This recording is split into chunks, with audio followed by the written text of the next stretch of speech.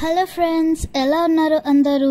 So ఈరోజు నా birthday friends, అంటే ఆగస్ట్ 2 నా బర్త్డే. సో నేను నా ఫ్రెండ్స్తో పాటు కలిసి బర్త్డే సెలబ్రేషన్స్ అయితే నేను చేసుకున్నాను. సో మీకు కూడా చూపెడదామని నేను అనుకుంటున్నాను. సో నా బర్త్డే సెలబ్రేషన్స్ అంతా చూడండి ఫ్రెండ్స్.